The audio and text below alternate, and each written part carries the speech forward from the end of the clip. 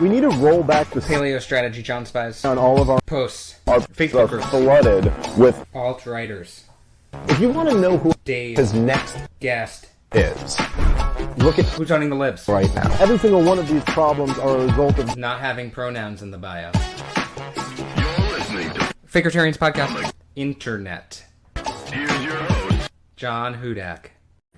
Hey everyone, and welcome to episode 28 of the Fakertarians podcast. I'm your host, John Hudak, along with Jeremy Kantorowicz, Archie Flower, one of my sock accounts, and our tech guy. Today we have on David Fite. David, how are you doing today? I'm doing great. I love that intro. Thank you. We wanted to pick one specifically that we thought would work well for today, and we went with that. So before we get into the nitty-gritty of things, how about you tell us a little bit about yourself for people who aren't familiar with you? So I am the host of the Fight for Liberty show. That's spelled F-I-T-E, like my name. And I am a state committee member in the New York State Libertarian Party. I'm also a state coordinator for the Pride Caucus and the Youth Caucus, and have been a libertarian since 2016 when I voted for Gary Johnson, and have gotten a lot more active in the last year, and somehow became popular in the last 6 months because my best friend Reed made a tweet that made us both famous. So now I'm Nice. on Fakertarians. Yeah, bet you didn't think you'd end up here. That honestly, I figured I would end up here before I would have Dave Smith on my show, but that's not how it happened. If you had asked me in September, I was a big fan of yours and fucking hated Dave. So, I mean, I would have thought that I would have had a podcast before I went on Dave Smith's show. So, I know we'll talk about a few different things today. Obviously, all the Liberty Unity stuff. So let's start with the Libertarian Party of Pennsylvania convention, because I know you were there. I know some of the other hosts were there. So what are your thoughts on what happened at the convention in regard to that 180-day rule? And just before you go into that, I just want to explain for anyone listening. So the Libertarian Party of Pennsylvania, they have a bylaw that basically says that you have to be a member for 180 days before you can vote at their convention as a delegate. Now, there's also a procedure in there saying that if 2/3 of those delegates vote to waive it, then any member can vote, even if they signed up the same day. And generally they waive it, but they didn't this year. So have at it. So I was there. I went there with the intention of not voting because more than the 180 days rule, I think the fact that you can be an out-of-state voter in their convention is ludicrous. And I was actually there to kind of champion getting rid of that rule and be there as a loud non-voter because I thought that was stupid. It turned into the 180 days rule thing instead, and so I just backed completely out of it and stood at the FSM tent for most of it and just could hear when it got loud and people were screaming angry white men. So I think that how it went down, regardless of which way anyone wanted to side with it, the way that it happened was one of the most egregious things I've seen in the LP. Just how negative it got, how divisive it got. Off the bat, it turned quickly into a team sports thing, and there are a lot of good people that got caught in the crossfire. There was somebody that was there that was I have nothing to do with the Mises Caucus. I've been an active member of the state party for 5.5 months. I worked on this campaign. I did that. I just hadn't paid my dues yet, because I didn't know that I had to, because they always waive this rule. A bunch of people were unprepared. And so a lot of those people got shafted. A lot of good people got fucked over and left very disappointed and felt like the quote unquote establishment of the LP had silenced them or didn't care about their voice. So regardless of what side everybody was on, I think a lot of people that were there saw that and were that needs to never happen again. We need to make sure that we're not like the duopoly and just divulge into partisan politics, lack of a better word. Do you take issue with the idea of a 180-day rule in the first place, or some kind of buffer? I think 180 days is a lot. I'll say that. I also think that it depends. I don't care what other states do. As a good libertarian, I decided to kind of not have an opinion on that. But I do think that's a lot. But I do agree with I also don't like the idea of being able to like pay $20 the day of and then like be a member. Honestly, I Like don't like pay to the vote idea of kind of thing. I don't think that you should have to pay to vote. I wish that we had national ballot access so every state worked the way that New York does, where all you need to do to get a vote at the convention is be an enrolled libertarian. Like if you are a big L, like that's what you do, and that's how the other two parties work. I wish that that's how most of our party works. But again, like I have no control over PA, so. I mean, doesn't it make sense though for there to be like a mechanism for political parties to be able to stop people who haven't been around the organization from like flooding their convention the day of and changing it? Oh yeah, and I really, if you ask me, that's the problem that the LP should be addressing right now, is that we're takeoverable, not that there might be a takeover. The way to stop a takeover is to have 5,000 people at next year's LPPA convention from all over the spectrum in the big tent of the Libertarian Party. That way, like, there's no worry of 100 Republicans showing up and changing the direction of a state affiliate. That shouldn't be something we're worried about. And that's, I think, what we need to attack first. Okay, so did you attend the Mises event that was in Pennsylvania? I did the Friday night one, not the Saturday night. Okay, so the one with doing Dave. better things Saturday. So what do you think of that event? Are you the guy that shouted "fuck Archie"? I was not. That's not my recording. That was a different table. But what I will say is that was the table that all the New York people, other than myself, were sitting at, which I find really amusing. I don't know who yelled that, but yeah, I was there. It was honestly amazing. It was electric. There was a couple of like the first couple speakers were kind of iffy. The first one started off really in like a takeover rhetoric kind of thing. Like he was pissy that like the LPPA had disinvited Dave Smith and was like, so we're gonna show up there and we're gonna like make our voice heard or whatever. And I like. I just didn't care for that. Scott Horton and Dave Smith really set the tone that I wanted to see from the Macy's caucus. Dave Smith gave a 40-minute speech, almost something like that, where he told people that like if we want to be taken seriously, which we do now, like we're winning states and we need to grow the fuck up. We need to stop shit posting. We need to lead this revolution with love and compassion, or else it's gonna not work. And he set the tone that I really wanted to see for that weekend, and then the next day happened the way that it did, and it quickly like undid a lot of what Dave did the night before, in my opinion. But then Saturday night happened, and a bunch of people got drunk and stoned and talked shit out, and we squashed a lot of personal beefs that weekend, and I'm very excited about the trajectory of both sides. Okay, that's good to hear. So there's a few different ways I can go with that because we're going to talk about. I'm sure we'll talk about Dave in a little bit and our disagreements there a little bit. Yeah. But on the Mises Caucus, do you think the takeover rhetoric is conducive to unity or what you're pushing? No. Nope. Okay. That was basically the first thing that the quote unquote Liberty Unity group, which was at the time like me, Reed Coverdale, Jeremy Todd, and like 2 or 3 other people. That was the first thing we targeted, was that rhetoric. And like we were very loud that like this is not good. This is not how you win friends. This is not how unity works. And if we want to be a unified party, this takeover rhetoric needs to stop. And to some people in the Mises Caucus's credit, again Dave, a lot of them rolled back that rhetoric, at least a significant amounts. And I honestly haven't heard Dave say the word takeover in like 2 or 3 months. I could be wrong about that. I don't watch his show nearly as much as I think some other people in this. Yeah, I usually am the one who has to go through it. But yeah, so no, I hated it from the start, and especially I'll say this, in Pennsylvania, where they have more elected libertarians, like 46 states combined. They've been shooting up in membership and fundraising and everything. Pennsylvania did not need a takeover. Pennsylvania could use some reinforcements and some backup, and that's what it should have been.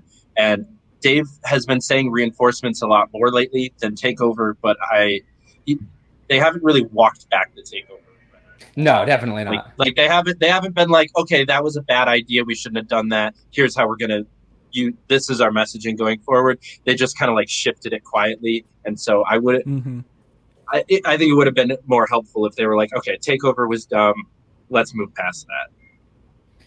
I mean, I don't think Heiss is going to drop that, but that's just between me and Heiss. I did notice that if it's about the Libertarian Party being ineffective, it is kind of weird that there was so much effort put into taking over one of the most successful state affiliates, but that's just me. I know you already pretty much said that. So actually, I'm sure you have some criticisms of our page, and I want you to like get those out. So what do you think's wrong with our approach? And you can say whatever the hell you want. Like, we're not gonna like attack you or some shit. Like, just go for it. We've probably heard worse. Yeah. I'm sure. Honestly, so I didn't follow you guys until like Brianna Coyle is the reason that I even knew that you guys existed. She's one of my best friends in the entire world. I love her to pieces. And so she would share your stuff when we were having arguments about Mises, because I didn't like Mises because New York State Mises was like just god awful humans that I had personal beef with, and like just really shitty stuff that I'm sure has been spread enough around the internet. But I was still kind of like, but Dave seems like maybe he's all right. Like there were other people who were just kind of like in their vicinity that I was like, that they seem cool. Like even Maj, while he was running, I supported until afterwards, and he called me out online, and that was fun. He was one of the reasons I left the caucus, actually, but that's another story. Don't blame you there. He's a piece of shit. But yeah, so I just kind of like vaguely knew who you guys were, and that you guys were like the people with the information when I wanted to shit on Macy's. Like y'all were where I could find the facts. And then when we started the Liberty Unity thing, I don't think you came after me more than like once on Twitter, and then I just muted you like, way back in like January. That's all right. And so like I was just kind of like, I just kind of ignored. I ignored a lot of the like quote unquote anti-unity rhetoric from a lot of people. I mean, Archie, I've had you muted for a little while. I just unmuted you like two weeks ago. Progress. I currently have you on mute. Don't blame you. Like, and I think that's what we need to do. That's like one of the main keys for unity is if this person's stuff is going to trigger you and get you upset, or like mute them. Like, it's not that difficult. Twitter has that button for a reason. Like, we don't have to be friends with everybody. We just can spend our time fighting the state instead of each other. And so that's honestly my main critique of you, of what you do is like you're good at exposing some really like terrible shit. I wish that you spent more time exposing like corrupt like politicians instead of like racist pieces. That was a lot more tame than I thought it would be. Okay. So on the unity thing, like I'm willing to unite with people different from me. I'm not going to agree with everyone on every little thing every time. But my question for you is, where is the line? Like, is there a line? If someone's like, let's say, I don't want to have to put you on the spot on like a specific person, but like, I'll give you a specific person because I think we can all agree this guy sucks. Let's say Chris Cantwell came back to the LP. Like, would we unify with him? Would it be like, this is probably a bad idea having this guy here? No, I think that we can definitely critique people like Chris Cantwell. What I believe is that we should be the kind of place that Chris Cantwell doesn't feel welcome. I don't think that we need to spend our time telling Chris Cantwell he's not welcome. He should be able to figure that out by the way that we act. And at the moment, I feel like the LP has a culture where he's not going to feel welcome right now. Like we have moved past a place where Chris Cantwell feels welcome in the LP, and same with most of the other names that we could throw out. Like Nick Fuentes is never going to be a libertarian. Like and no one wants him to be. Like even Dave doesn't want him to join the LP. Like I'm sure Dave wants him to maybe eventually, if he could change his ways and become a libertarian and whatever, like that. We should all hope that could be possible, but no one wants him to join the LP as is. And so, yeah, I think that we can definitely critique individuals if they try to call themselves a libertarian and have like a big messaging platform and try to ruin the name of the party. Like we can critique that. As long as it's not like collectivizing and like shaming an entire caucus because of some members. That's when I think we lose the unity. Well, in terms of the making the people feel welcome thing, honestly, like that was part of my issue with why I left Mises in the first place, because I felt like the culture they were putting in place there, there were some sketchy people, and it's not everyone in the caucus. Like I just want to make that clear. Like I'm sure there's some people in there that are like decent. Like I was in there from almost the start. I was like a moderator in the Facebook group. I worked on Josh Smith's 2018 campaign. Archie was in there for like the longest time. I mean, I do think there's a little bit of kind of like cult of personality groupthink going on there a bit, but there's members in the caucus I'd be happy to have in the Libertarian Party. But I don't like how some of the people they're attracting. I feel like they don't do enough to kind of shut down like this weird stuff. Like even to the level of like state organizer, I've seen people in there with like there's a guy with like the helicopter cover photo. There's another guy who's a big fan of, I don't know if you know who Jared Howe is. I used to have a lot of fights with him back in the day. He co-hosted Cantwell's podcast while Cantwell was in prison. There's a guy, there's a state organizer who's a big fan of him. And he talked about like I was arguing with him once about how Jared wants to deport all the Somalis from Maine because he doesn't like Somalis. And this guy was like, oh yeah, well, I get why he says that. And like, I don't know, there's just some unsavory elements like that. Like the reason I left the Mises Caucus in the first place, like I stepped down as a mod because of Maj, and I didn't really like the way the caucus was going. But like the final straw for me was this one guy. I'll name him again because he shows up sometimes, and I feel like he likes getting named. But Jesse Miller, he was going off about how Europe is for Europeans and how libertarians need to do more about race as it relates to, it was like social cohesion, IQ, and criminality. Like it was pretty obvious what he was saying. And I ended up having a fight with Heiss over it because I was like, if we're going to have like alt-righters or whatever you want to call them around here, we should be trying to make them feel unwelcome. And he's like, well, I don't think Jesse's an alt-righter. I think he just has a different cultural preference. And I was just like, I can't with that. So it's not that everyone in the Mises Caucus is alt-right or something, but I feel like when those types pop up, they're more likely to make excuses for them than actually try to even influence them in the right direction. Like if there's someone who's like openly racist or something, like if you want to do the Daryl Davis approach, like okay, but like actually try to change them instead of just making excuses for them. It's a great comment. Daryl Davis has really big shoes to fill. Not just anyone can do that. No, I know. I think I want to add on to that as John Hudak Sock here. So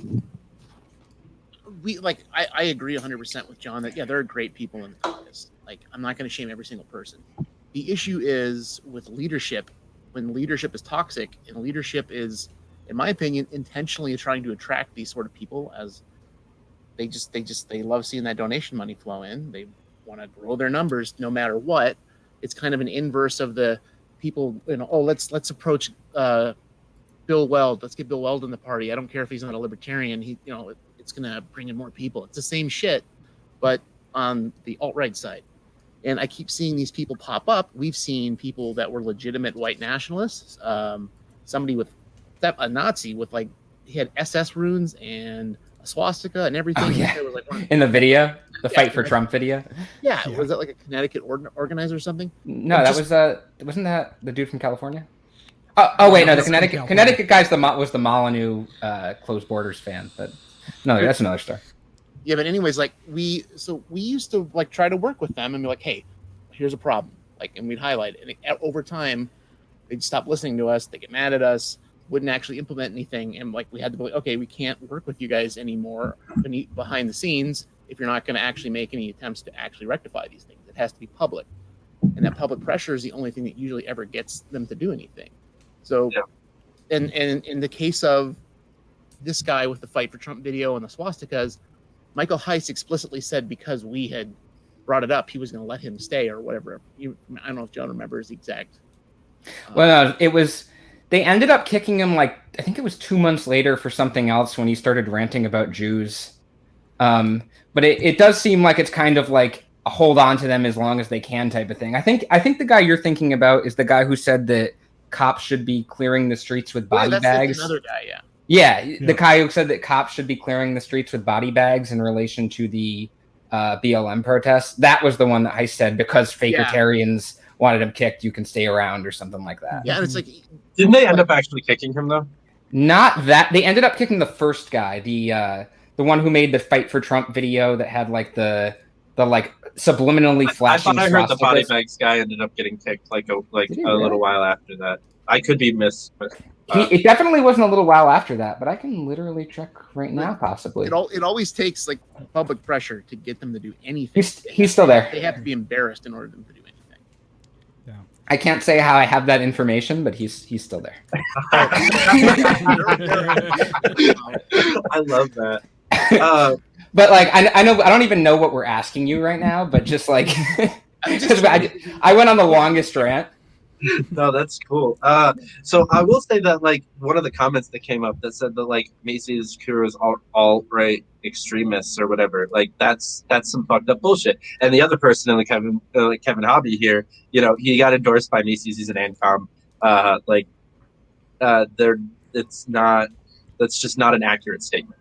They're not right wing. Do they know he's an ANCOM? The paleo strategy. Oh yeah, he's pretty loud about being an ANCOM.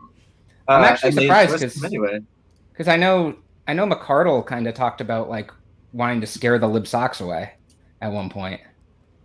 Yeah, she said some things that I disagree with. She's also said some things that I wholly agree with. I had her on the show a while back, and I'm still Team JBH, of course, because look, first and foremost, because he's only been there for a year.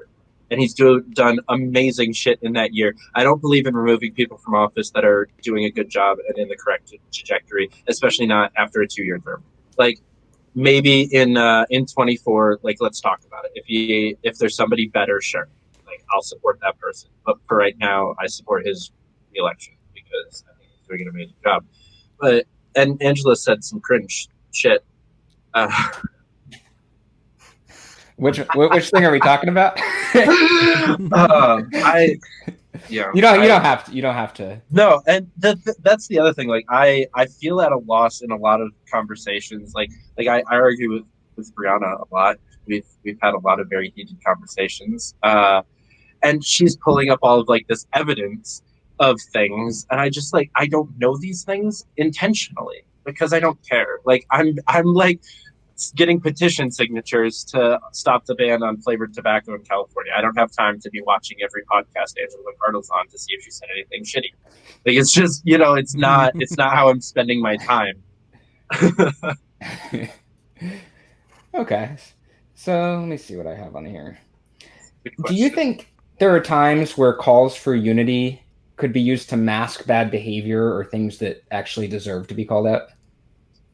I do think that could be misused, yes. And which is why I think it was important that, like, when Reed and I kind of started this, like, our entire point was to be able to call out the bad behavior better, because the way that it stands right now, you guys calling out bad behavior hasn't landed very well in the last couple of months because it's team sports now.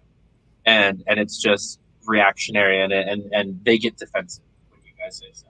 Where when I tell Dave, like, hey, this post came off wrong, like maybe don't say, like, he actually sent in a group chat like asking our opinion of an argument about Hotep, and then like walked back what he said afterwards because he misread the question. Oh, is that the Holocaust denial thing? Yeah, I remember that conversation. Yeah, he misread it, like and he was like, guys, am I in the wrong here? And me, Reed, and Jeremy were all like, yes. I did see that. Yes, you are. And then he was like, oh, okay, shit. So that was what we really wanted out of this, was to be able to have those kinds of conversations where we have trust and we've built bridges to where we can call out the bad behavior without calling out an entire caucus.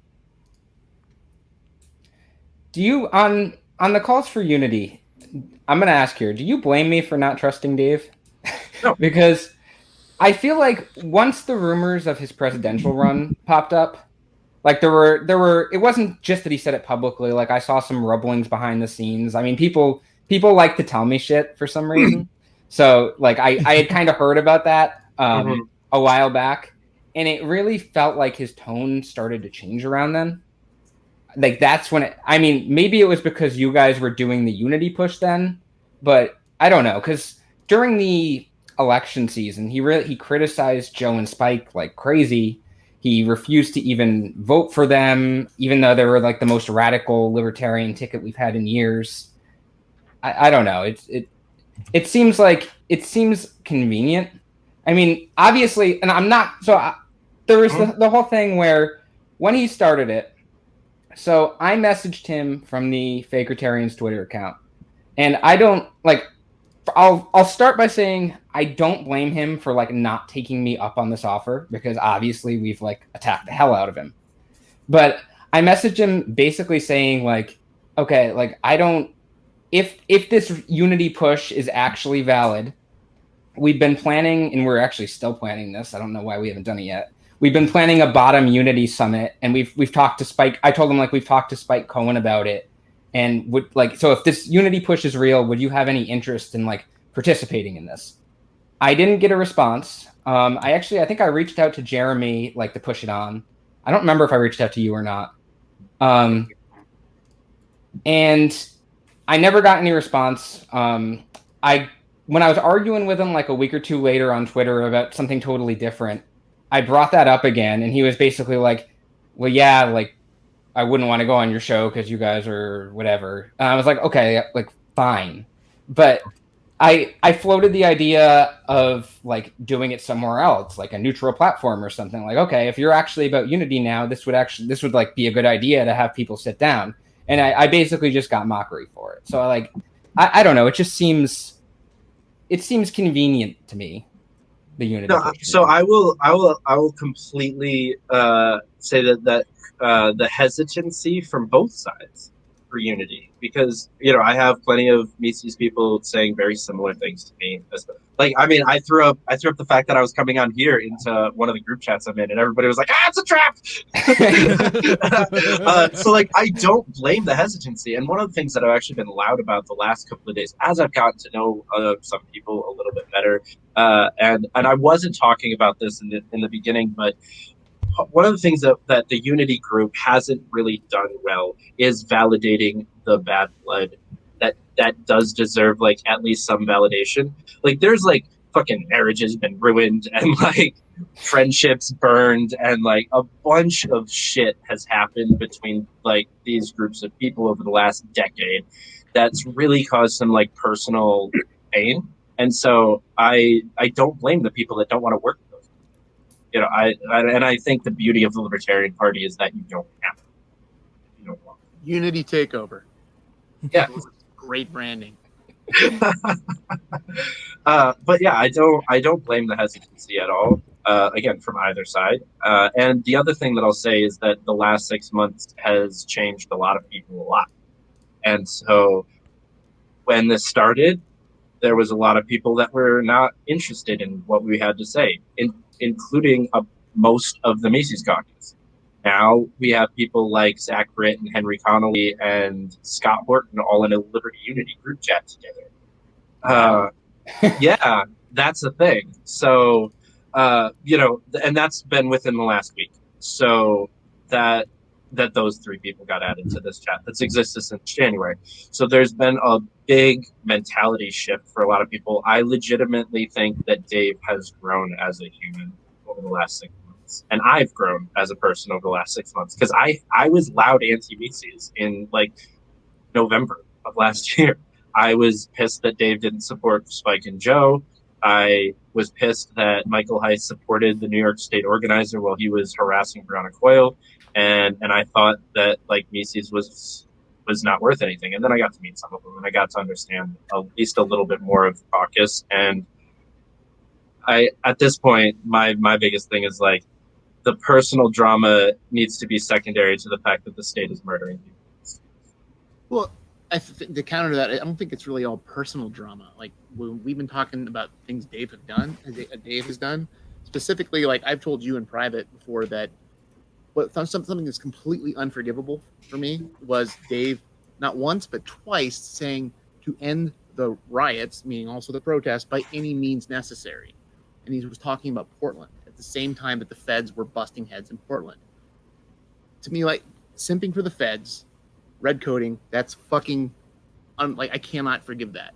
That is not libertarian whatsoever. And I like, so things like that, that's very valid criticism. Okay. And then when Dave is out there, he's going on with these known alt-righters, with people that are anti-Semites, and he's not challenging their beliefs, and he's just like sitting there talking to them, promoting them to his audience, and they're joining his audience, and then his audience is joining the party. Do you not see the little trail here of how these people end up in the party? We're getting into the fun stuff, I see. Ben Heckman is one of the best people in existence. He saved my life this weekend when I got stranded in Pittsburgh. So love it. He's a woke kids for fun. Like, that's a good time. Yeah, and that's the other thing. Like, I do understand what you're saying, Mr. Soccer Count. I would agree that is a problem. The thing is, as I've gotten more involved with the actual active Mises caucus, and I'm not in the group like the 13,000 person Facebook group, so I can't speak to anything that goes on in there. But what I can say of the people at the Mises bash on Friday, yeah, there were some shitheads there, but I had a lot of great conversations. One of my good friends, who's an executive director in the LibSoc caucus, wore a pin to this event that said "Wear a fucking mask." Didn't wear a mask though, which was funny. and no one said anything. Like, they were all chill. He was had a whole bunch of other pins on that were very loud, that he was not there. He had a Cathedral Caucus pin on and everything. And he was welcome to stood there talking to me and a bunch of Mises state organizers, and it was. Mises isn't as anti-left as a lot of people like to paint them as, and they're not, and there aren't nearly as many alt-righters as people think there are. I've actually yet to meet any, and I know that's because I've only met a couple hundred, and there's a couple thousand, and so there are some alt-righters in the caucus. I'm not going to deny that. I'm sure they exist. I just haven't met any yet, and they're not really the ones doing the work, and they're not really the ones pushing the message, in my experience. Okay, but then we have, speaking of messaging, which is one of the key complaints LPMC always advances, what do you think the message is sent to voters, because that's what the bottom line is, when LPMC platforms someone like Hotep Jesus? So first of all, I'll say that there's a reason that I'm a Prag and not a Mises. And that's because I agree that votes are the bottom line, and I don't think most of Mises does. And that's my biggest disagreement with their caucus. They see the party as a messaging platform. I see it as a political party. And so that just ideological difference is going to create a lot of other differences in how things happen. And where most of my disagreements with everything Mises comes from is I don't think that almost any of them belong as chair, because none of them know how to fucking chair a convention. I'm glad Jen Moore won, because who I think is watching this right now. Yeah, she's in. Hi, Jen. She's gonna chair the next convention better than Mark would have, and so that's one of. So I'll just say that I don't agree that's why that's why I don't agree with the takeover in general. And then on top of that, I'll actually answer your question. I think that Hotep. First of all, I'll say that the only thing I've seen from him was the clips that still exist on YouTube from his Joe Rogan experience. As the only thing I've seen from him. And so, but I've heard of other things, and I've seen a couple, people have sent me a couple of other things here and there, and yeah, he's fucking cringe, and he definitely used to be cringier. I don't think that he's completely reformed from his cringe, and I don't think that we should be having him speak at state conventions. I completely agree that that's a bad thing. But what I'll say is that Just for the record, he didn't speak at a state convention of the LP. He spoke at a different event sponsored by the LPMC. I just want to make sure LPCA isn't blamed for him. Mm-hmm. Yeah, and so I definitely agree that. So I don't have a problem with him being in the party. I have a problem with him being like promoted as like a good messenger for the party. Is what I'll say about Hotep, because I don't know enough about him to say that he doesn't belong in the party. Maybe I'm wrong about that, but I would argue that if we're going to be trying to bring him into the party, like I said, like I'm fine with outreach to people, but get his view, like work on actually changing his views instead of making excuses for him. Because so I know you said you haven't seen a lot. Like there's a lot of weird stuff, like how he was talking about how like the alt-right's not afraid to call out the Jews and stuff like that. And I won't go into like I'm not gonna like read off my list. We did a whole episode on him. But he still kind of does things, but it's more he's a lot more tactful about it. Like he has a code name now. Instead of saying the Jews, he says the redacted. And if you look through like the YouTube transcript of any episode of Hotep's Been Told You, like from like the last year, and you control F redacted, you'll see either him or his co-host talking about it. So also I mean, really annoys me because that has another meaning. yeah. But yeah, I agree with you. I took that word because I'm also a member of the redacted caucus. So. Yeah, when I saw that, I was like, "Oh God, what's this?" So I was just thinking about Hotep Jesus. Yeah. When I brought that up, a bunch of my like quote unquote loser brigade friends were like, "What is this? That's the Jew hating caucus." And I was like, "Actually, no. This is the boot boy caucus, basically." Like, what? We already have enough messaging problem or like public image problems. We don't need Hotep to fucking pile on. Right. I mean, because you've got accounts tweeting out comparisons to the Holocaust and Jim Crow. What are your takes on that? I want to see what the tweet Ricky Harrington called out. I think it was comparing the water fountain. Like, I want to hear your thoughts on that. I'm just curious. So my opinion, especially on the water fountain one, that one's I think a little bit more of a gray area. For me personally, because I think that although it is a comparison to Jim Crow, it's also not far from logical reality that there would be separate water fountains for vaxxed and not vaxxed people. Like, just scientifically speaking, it kind of makes sense. I mean, isn't the motivation a little bit different there? Yeah, I agreed. Like, so I agree that it's that like the imagery that it's supposed to recall, like it was posted to trigger a response. That response that it triggers is not always positive, and that should have been like foreseen. Like so my personal opinion is like the person that made the meme like months before that it actually went viral is a shit poster who I actually really dislike. And so, like, it coming from him, I don't necessarily have a problem with it. Coming from the Mises Caucus page specifically, I think that was a bad idea. But like I said, it's not quite as egregious as the earlier one from the Kentucky one, because that was also just a bad. Like, it wasn't even. It didn't work. It didn't make sense. Like, it was just a bad thing. Like, in general, talking about wearing the yellow star. Yeah, like that. They didn't even like get it right. Right. That's my biggest critique of that one. Was a bad joke. Like, come on, if you're gonna be edgy, do it like well at least. Do it but right. I also have a problem with it coming from an official LP page. That's my actual biggest critique there. Right. I don't have a problem with shit posters like Dave Casey doing shit posting. I disagree with him.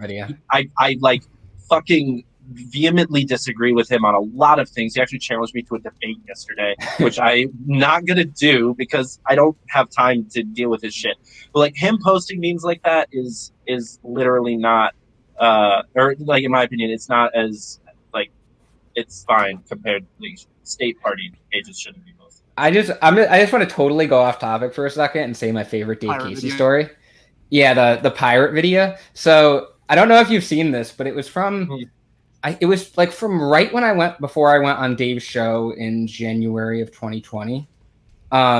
So Dave had like called us out like by name, like Fakertarians and some of the other pages, like Dave Smith. I mean, and Dave Casey made Dave Smith calling us out into a video, but it wasn't just like a normal video. It was Dave Smith as Jack Sparrow from Pirates of the Caribbean, and it had like the music. So like it's like he's like on a ship sailing. He's like Fakertarians, fuck those guys.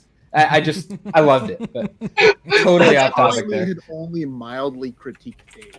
John had not gone on the show yet. That is true. Yeah, I'm not a. So the argument him and I got into, or get into quite often, is the fact that I vehemently defend Berman Supreme's existence because he's based and I love him. I endorsed him for 2020. I mean, I wouldn't do that. Like, I don't. I'm not. Although It's 'cause looking back on 2020, I wish he had won. I was Looking big back on on Spike. 20 Spike was like my guy in 2020, so that was a big part of why I was endorsing the ticket. But Mhm. Berman's great. Yeah. So a lot of people dislike the cathedral. I think I'm about to be ordained here pretty soon. I need to double check on that. Well, I mean, the longer you're on here, the more likely it is you'll get a Soros check. Yeah, you're Please, gonna can I get one of those for the love of God? I need money. Like, please. those Burger King messages, on the food, like the food wrappers start showing up from the Fat Mormon pretty soon. And you're gonna get directives, and you got to do what he says. He's a very impatient person. What do you think about the cathedral rhetoric? Just because it came up, and we're jumping from topic to topic. Do you know anything about that? So I'll take Scott. I'll echo Scott Horton's opinion on it, which is like there was already a name for it, and like it. I don't think that it's bad or good. I think it's just kind of pointless. Okay, fair enough. Yeah, I mean, Yeah. I'm much more a fan of like the omnipotent cult of the state. Like that sounds more fun to say than the cathedral. So 'Cause I I'm feel gonna like say that. The origin of the Everybody cathedral. that disagrees with them is the cathedral, not just the state. Sorry. The origin of the cathedral was I don't know if you know Moldbug or whatever, Curtis Yarvin or whatever his name is, and I feel like he wasn't just talking about he was kind of relating it to the state, but I mean I feel like his thing for like what a cathedral is like them like believing in gay rights or something like that. I'm not talking about like Dave or how like the Mises Caucus uses it, but Moldbug was kind of reactionary in that sense. Oh, yeah. Very reactionary. I know that the origin is really bad, and that people like Michael Malice and Dave Smith have tried to like kind of co-opt it, and I respect that. Honestly, I'm actually kind of a fan of like co-opting stuff like that. Like I was also a fan of like the "I'm with her" stuff from Jorgensen's campaign. I thought that was funny.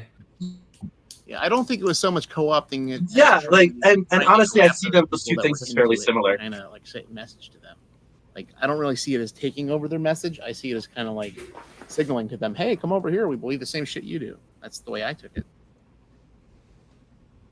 I could see that. And I Well, think like a lot of the messaging. people. Sorry, go ahead, Arch.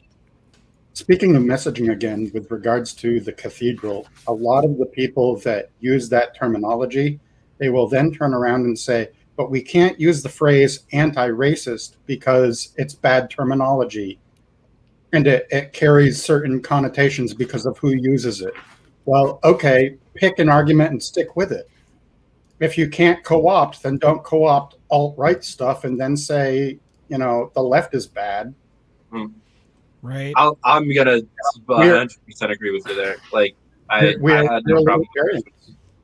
The left and the right are both, toxic from that point of view. Okay, what else do I got on my list? I got my printed list of questions here, and I'm writing some notes on it and shit. I went hard today. Like I feel like I haven't prepared for a show in like 3 or 4 shows. Like actually, it's just been like, oh shit, what the hell are we going to talk about today? And then it's just, but today I'm like, I've got all these questions here, like different topics.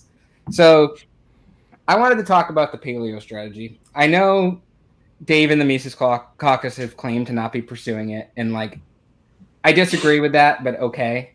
But there are a lot in Mises circles, and I know the Institute isn't the caucus, but like there's overlap. Like the caucus was named in reference to the Institute.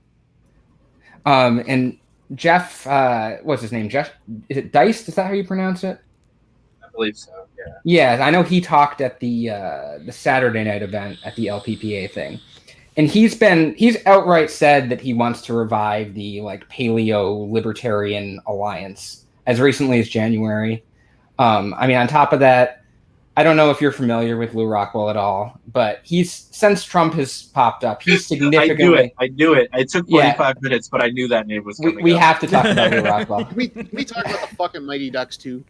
We can, but but like people like him, they've ramped since I've noticed. As I've been in ANCAP since 2011, so I've been here a while, and I noticed kind of since the rise of Trump, a lot of that rhetoric really ramped up, especially from Rockwell and some Mises types, like the paleo stuff, and then Hopa's gotten a lot more popularity in certain circles recently, and he's basically a product of the paleo strategy because he was Rothbard's protege at the time of the paleo strategy. And I'm just wondering what you think about the paleo strategy in general. Like, for someone like Lou Rockwell, should we be promoting him right now, or what? So so first of all, I'm not a fan of Lou Rockwell. I don't know any of his good works. I only know about his bad ones, and I don't really care about him. I know that there are people who put him in very high esteem. I know that he contributed a lot to creating some of the people who I actually do love and respect, who took the good from him and were able to like not claim the bad and aren't as bad as Lou Rockwell. So I know that he has done a lot of good for the liberty movement, but I don't really know him and don't really care to. As far as the greater paleo, the paleo conservative like group is probably my least favorite political ideology. Like, I'd prefer tankies over paleo. Straight up. Like, I'll say that out loud. I don't care. You're part of the loser brigade now. Yeah, the paleo libertarian, I think, is a term that has been misused to go extremely bad and extremely good, and there's like a sliding scale of like where between actual libertarian and paleo libertarian falls. So like I know a bunch of people that would call themselves paleo libs who are fantastic libertarians with a like really conservative personal moral compass, and like that's how they identify as paleo libertarian. And I love that. If that's what you are, then cool. Like, but then obviously there's the really not cool version of paleo libertarian. What I will say is that I agree with Dave Smith and Michael Heist that the Mises Caucus is not employing the paleo strategy, because like being at their bash on Friday night, if I was a PaleoCon, I would not have felt welcome at all. Well, I wonder if Jeff Deist felt welcome. I don't know if he was there Friday night, and I wasn't there Saturday night, so Yeah. maybe it was a completely different atmosphere. And I'm sure it was after they all got shafted Saturday afternoon. I'm sure it was a much different like vibe, and that's why I didn't go and decided to go to a trashy prom instead. That's fun. But just on the paleo thing, are you familiar with like the paleo strategy of the 90s at all, in terms of what happened? I have been informed somewhat. I'm pretty ignorant to a lot of the like more intricate things of libertarianism. I'll be perfectly honest with.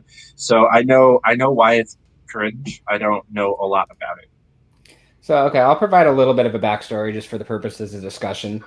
I'm sure someone will say like I'm wrong about it or whatever, but who cares?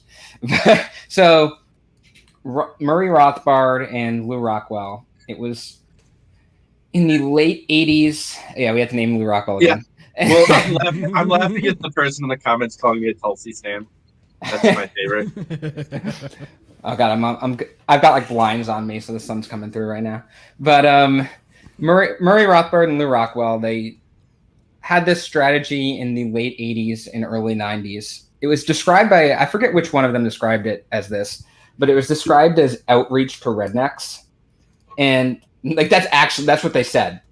And basically it was being anti-war but being very socially conservative and being pretty much like not really caring about the like issues like the drug war as much.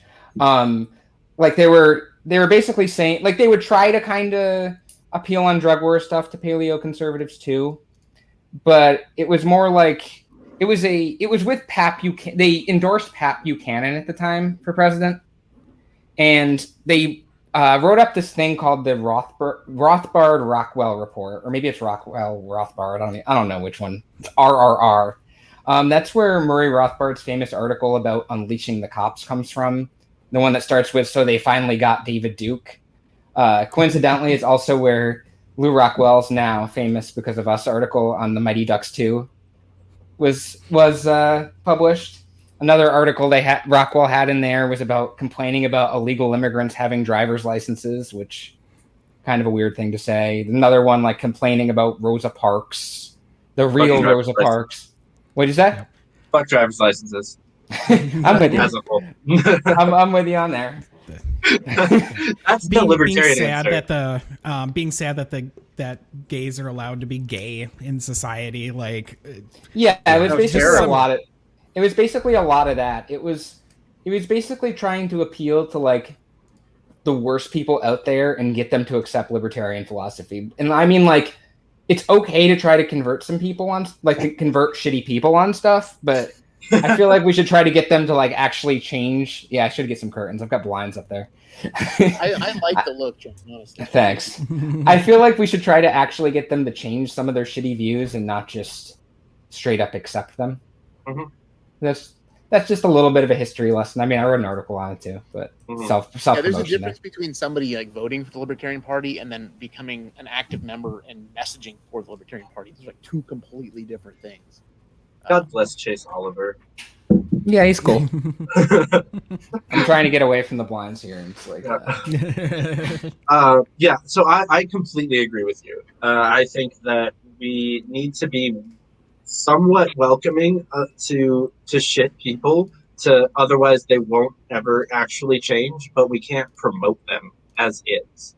I think that it's a very like a lot of people try to put up a false dichotomy where like you can't have that middle ground. It's like, oh, if you think that this person should vote for you, then you must also think they should run for office as a libertarian, and that's just like a kind of absurdity. And I haven't actually heard that from you guys very much, but some other loser brigade people kind of come after us like, oh, you want Luke Rockwell to run for president, don't you? And I'm like, no, I definitely don't.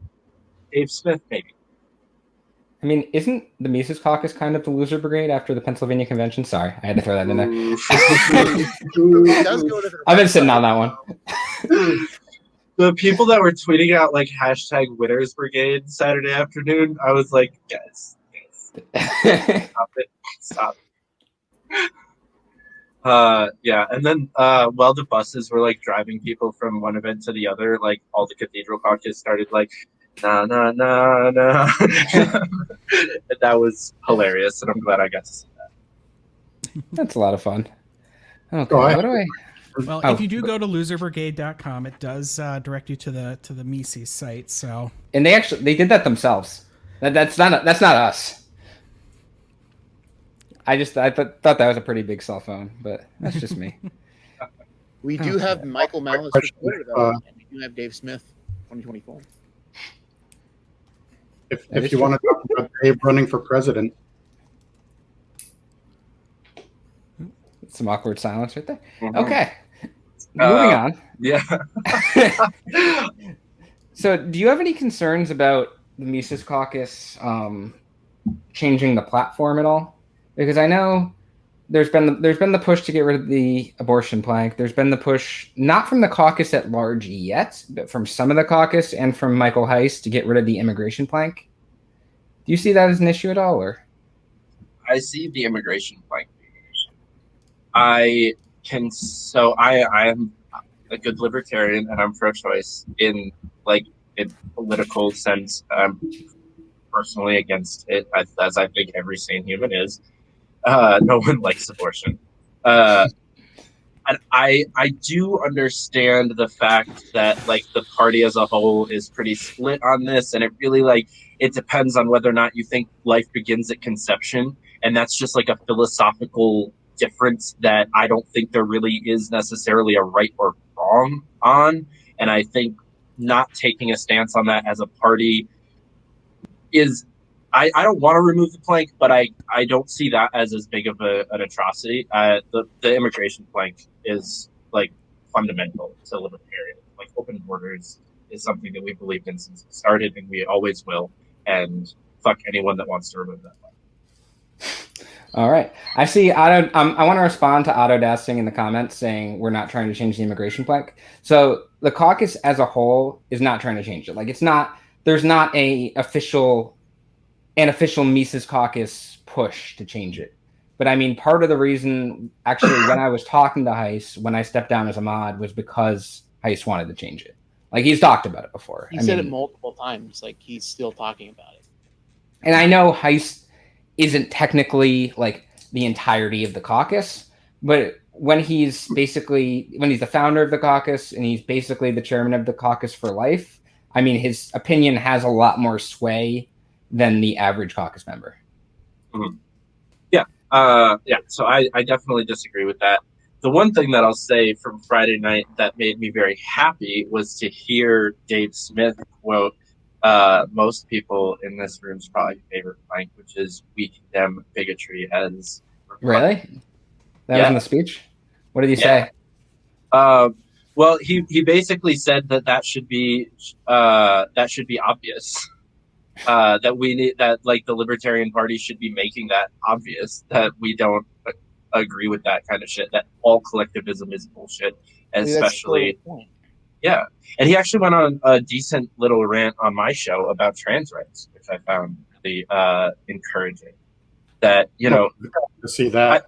A lot different than what I've heard Dave say on trans rights before. Right. And like I said, I think he's changed some of his views over the last 6 months. And I don't blame people for thinking that maybe he's pandering, but I'm going to give him the benefit of the doubt as it stands right. So speaking of Dave or whoever, do you have an ideal Libertarian Party presidential ticket for 2024 right now, or are you still kind of undecided? Dwayne "The Rock" Johnson, Spike Cohen. So I'll answer that question a little bit more legit. At the moment, I don't have a problem with Dave Smith running. Like I'm excited to see Dave Smith like think about it. I can tell that he really doesn't want to be perfectly honest. I've been hearing it. I've been hearing it for like months. Right. A lot of other people want it. I think he wants it less than anyone else in the party. Like, I really, truly believe that. Like, I don't want to run for president either. Like, that's a fucking, like, he's got a good life right now. Like, why would you want to run for president? That's stupid. It actually takes me by surprise. Yeah, I really don't think he wants that kind of, like, pressure or work or attention or any of that kind of stuff. I could be wrong about that, but that's what he told me.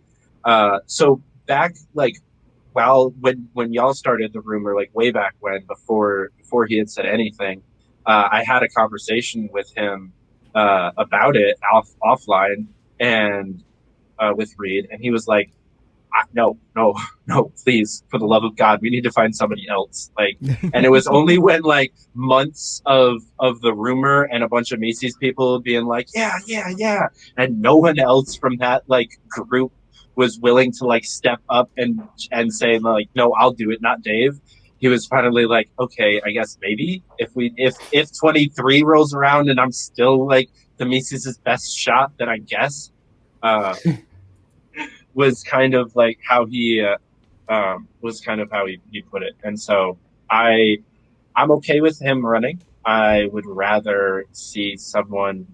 I honestly would like to see there be a person run on the Libertarian ticket that none of us know their name right now, or it's not in the conversation yet, because I think that we can find better people. That's fair. I mean, I just want to note that we did not make that rumor up. Like, I actually did have like sources on that. Yeah. And then there was some stuff about like it being talked about on a donor call. There was stuff before that about how it was being like floated at the high levels of the Mises caucus. Like I hear things, but I do think it's interesting that you're saying he's kind of reluctant, because I obviously I don't know him, and this is just based on what I've seen. but I kind of thought he was like really into it. Yeah, that's one of the things that made me have a little bit more of a positive opinion of him than I think a lot of my friends that dislike him, because I saw that reluctance, and a lot of people that I've heard, think he's an attention whore and like an Yeah. egomaniac. Which, I mean, he is a stand-up comic, so like he's got an ego, obviously, but seeing that reluctance gave me a better view of him than I think a lot of other people have. Or obviously, That'd be an interesting ticket. that would be an interesting. Unity ticket. But so somebody else in the comments said What's going on? what was that? I'm replying to Kevin's thing, and I said, hopefully I'll be busy in the Vermont State Legislature. Go Nice. for it. Let's hope so. David, what were you going to say? Somebody else in the comments. Somebody in the comments mentioned Amash Cohen Smith as the primary, and that makes me very excited.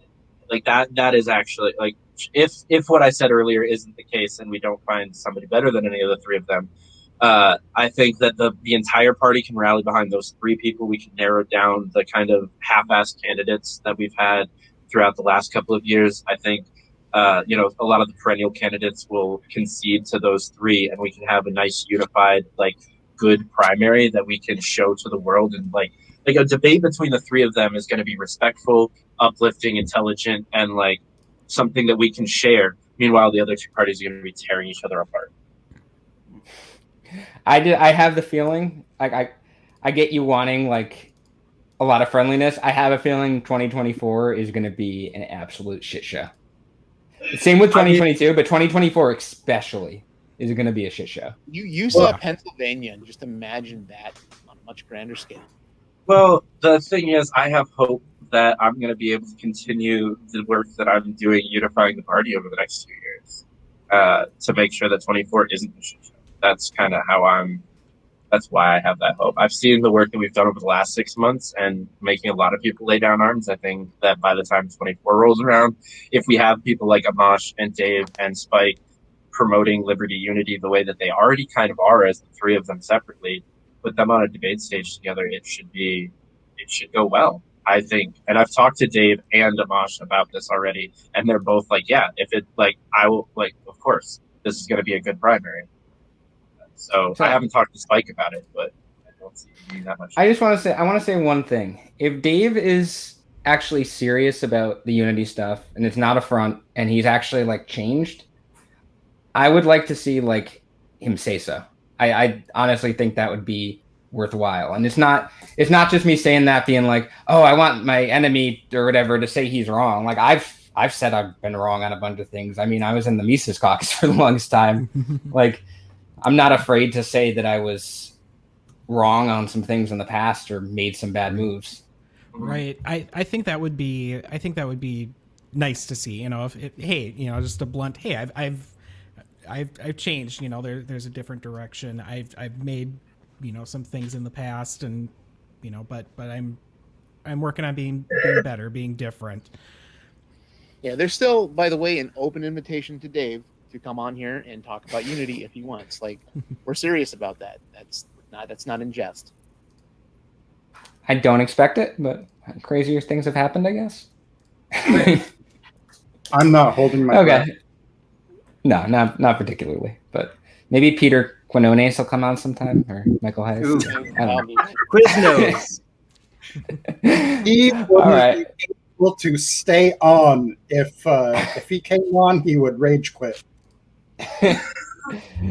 Okay, so before we make David too uncomfortable, just like going into our random bullshitting, do we have anything else? That we makes want to me hit more on today? comfortable. Well, I don't want to like when we had Josh Smith on. I don't want a situation like that. I don't know if you're familiar with that, where Dave got really angry with Josh and like came out with a video a week before the 2020 convention, like shitting on Josh, kind of. Oh, I was about to bring it up, and I was going to say, if we not get him a 38-minute video, we have failed. So I was gonna say like I was gonna start the show asking you if you'd sign the waiver for getting Dave mad at you, but I didn't want to. I didn't want to go there. I did post up there's a group chat that's just me, Jeremy, Dave, and Breed, and I posted your post in there, and I was like, this should be fun. I mean, he was pretty game for it. He was excited to see that this is happening, as am I. So I like I said earlier, I understand the hesitancy from everyone towards Unity, but I see it as genuine from a lot of people, including Dave and including some other people in this room. Like, I think that people want to fight the state more than they want to fight each other, and that's. I mean, yeah, I would definitely rather fight the state. I mean, I do think there is some utility in calling out some of the worst, and like people like trying to shift or misconstrue the libertarian message. I do think that's important, so we don't have like Chris Cantwell or I keep going back to Cantwell, but someone like ridiculous. I'm just trying to come up with like a crazy example, but someone ridiculous going around like calling themselves a libertarian who's just like totally Ben Shapiro. Yeah, exactly. Yeah, Ben Shapiro, yeah. or Bill Weld, or Yep.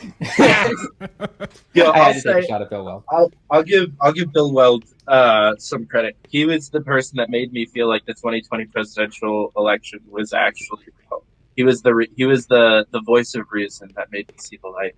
When he came on to MSNBC and said that he's excited to see a Biden presidency, about like 2 or 3 hours after they called it, I was like, okay, yep, it's over. This is real. like Trump's not coming back. Like, this is over. Because Bill Weld is way too slimy and gross to go on national television and say something that dumb if it was going to get overturned or something. That is true. never really thought of it like that. I was just watching MSNBC. I was at a friend's house, and their parents are kind of libtards, and when his face came on the screen, I was like, get it away. He was there to vouch for Hillary. Mm-hmm.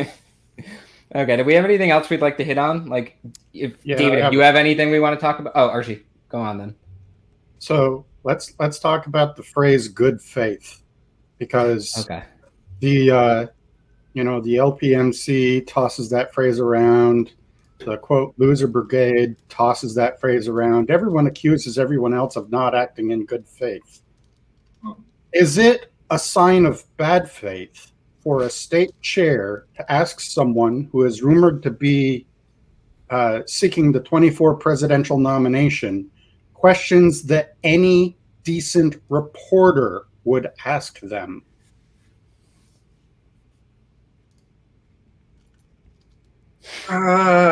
So my first response to that is the phrase "decent reporter," because I don't know that exists. Anyone who knows Google well enough.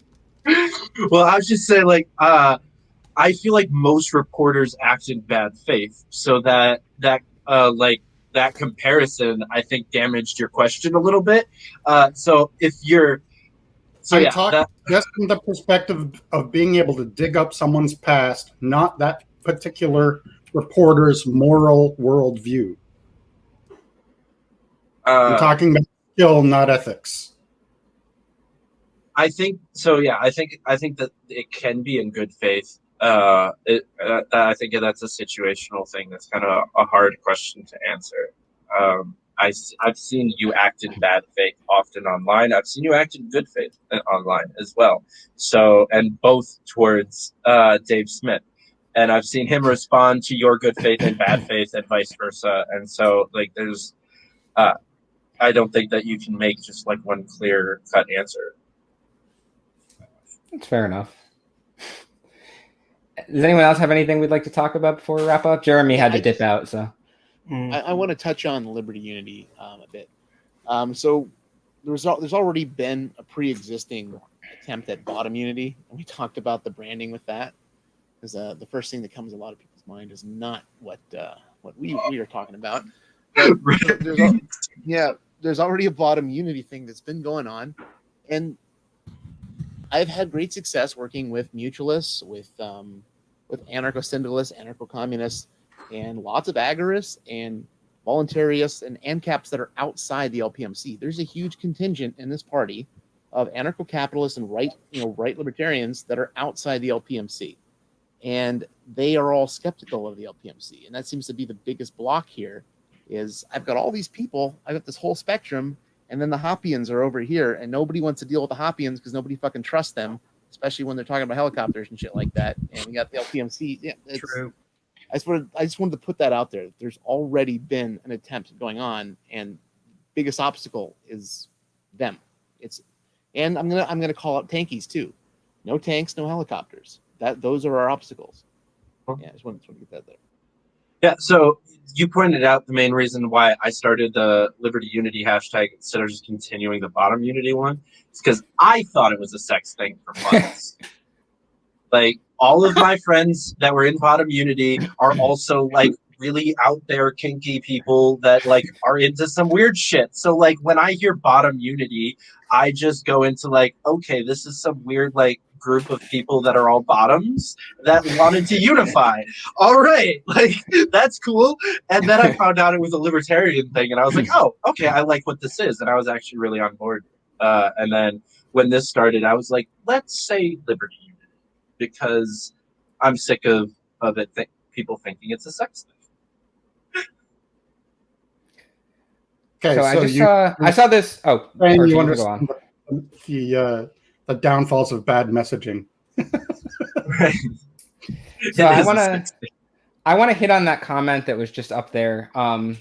They seem to agree with Dave on the positions that matter to the most amount of libertarians. Instead, they'd rather call him a horrible person to talking to Chris Cantwell and being nice to Makibu. It's Molyneux, but I had to spell it the way it was spelled, or say it the way it was spelled. So I definitely do have disagreements. We don't have to talk about this as like a big thing, but I want to point it out. I have disagreements with Dave on immigration, and I value that issue a lot.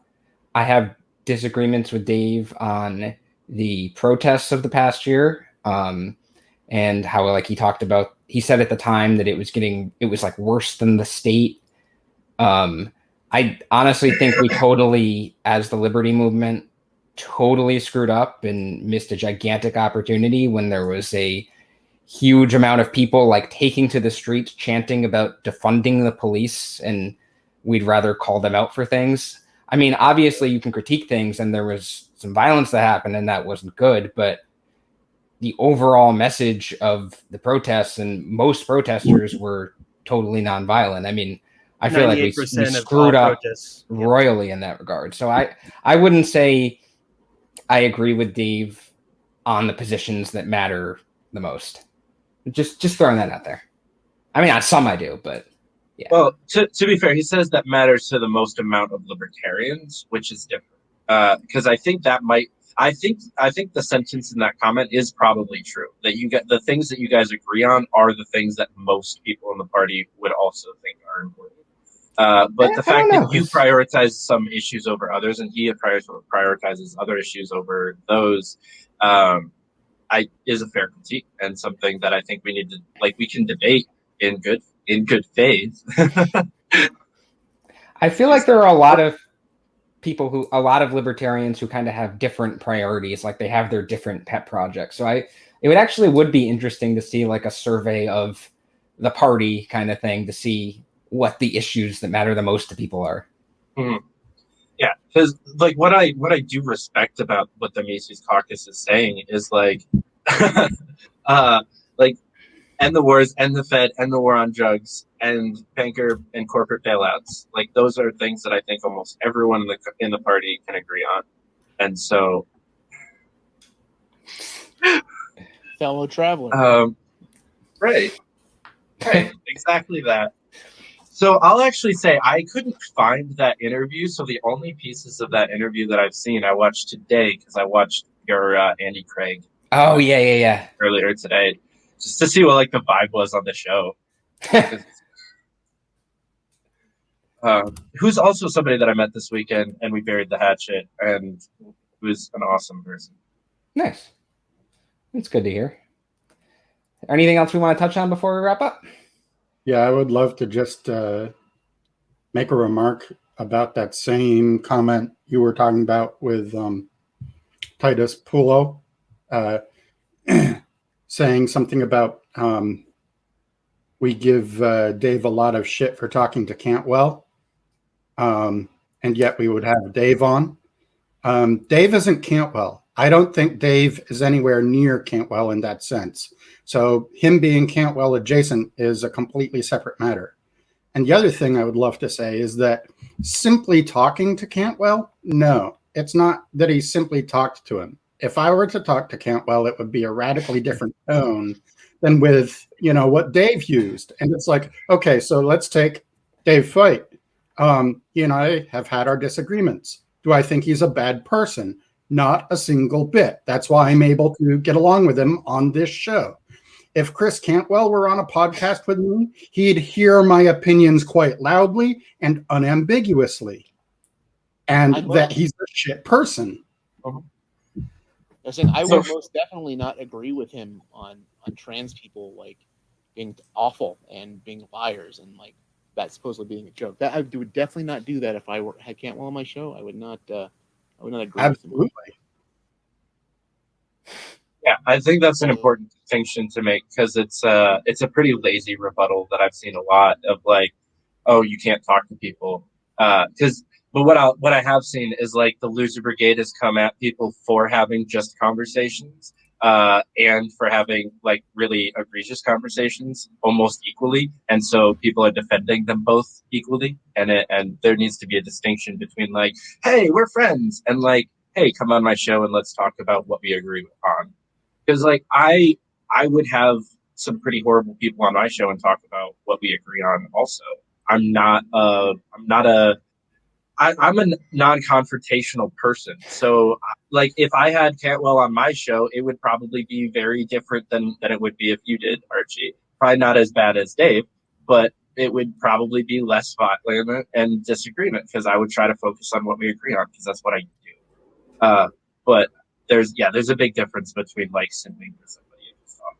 I want to touch on the loser brigade while we're at it too. It's like it's a huge collectivization of pretty much everybody that disagrees with them. Like Fakertarians is pretty much in the middle. Like we try to be as accurate as possible, and we are not the audacious caucus. We are not like just random people just shouting, racist or Nazis without any kind of evidence or stuff like that. It's just this huge collectivization, and it's just annoying because we are nothing like half the spectrum of those people that are classified as that. And Agreed. Okay. Yeah, agreed. I don't have nearly as much of a problem with what you guys do as I do with what some other people do, because you guys do actually base a lot of it on evidence and fact, and that's important. And I think you guys definitely serve a purpose in the party to, like you said, like I do agree with what you said earlier, and I didn't actually comment that there's a necessity for someone to be checking, and there needs to be a check and balance. There needs to be a voice in the LP that's saying, hey, that person's calling themselves libertarian and they're not. I think that needs to exist. It just can't be like everyone, and the whole like you're not a real libertarian meme needs to die. I think like 2 or 3 people can exist like yourself that are doing that, and then the rest of the quote unquote loser brigade shut up and focus on actually winning elections and changing the hearts and minds of America. Fair enough. All right. So, David, would you like to say something in closing here at all, or if not, you don't have to. But just before we wrap up, I'm just thankful that you guys had me on. This was fun, and I'm glad that I got to meet your sock account and some of your friends over the weekend, and it was an amazing time. And really, like I said earlier, if you care more about fighting the state than libertarians, you're my ally, and so I'm excited to break down the state and burn it all down with space. All right. Well, thanks again to Dave I can't talk today. Thanks again to David for coming on, and we'll see you again in 2 weeks. Later.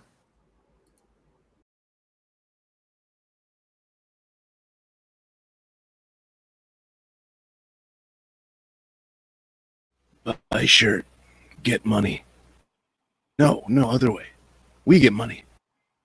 You send money, we get shirt.